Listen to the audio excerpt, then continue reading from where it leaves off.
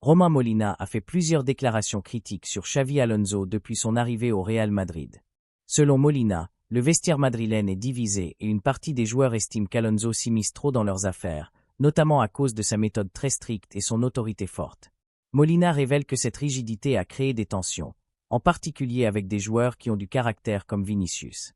En plus des blessures prolongées de cadres importants comme Alaba, Carvajal et Rudiger, le vestiaire manque de relais capables d'apaiser les tensions générées par le style d'Alonso.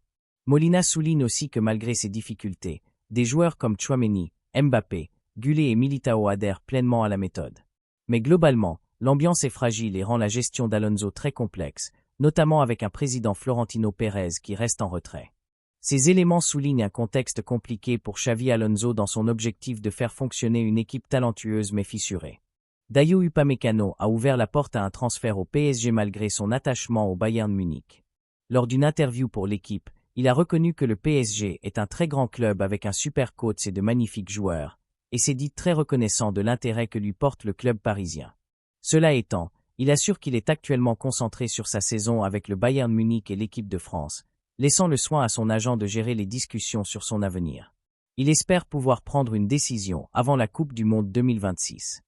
Upamecano arrive en fin de contrat avec le Bayern en juin 2026. C'est une déclaration très claire et ferme de la part de Joan Laporta, le président du FC Barcelone, visant à mettre un terme aux rumeurs persistantes de retour de Lionel Messi. Cette phrase a été prononcée, selon les dernières sources, mais à la suite d'une interview ou d'une déclaration relayée par le média catalan Sport. Le contexte de la déclaration. Laporta a été interrogé sur la rumeur d'un prêt de quelques mois de Lionel Messi au Barça, une idée qui émerge parfois pendant la trêve hivernale de la MLS, l'Inter Miami ne jouant pas, en vue de lui permettre de se maintenir en forme avant la Copa América ou le Mondial 2026. La réponse de Laporta était sans appel. C'est un manque de respect pour Léo Messi, nos joueurs et nos sociaux. Ce n'est pas le moment de spéculer sur des scénarios qui ne sont pas réalistes. L'analyse de la position de Laporta. Respect envers Messi. Laporta estime que spéculer sur un retour temporaire, surtout après la manière dont il a dû partir en 2021, banalise l'héritage et le statut de Messi.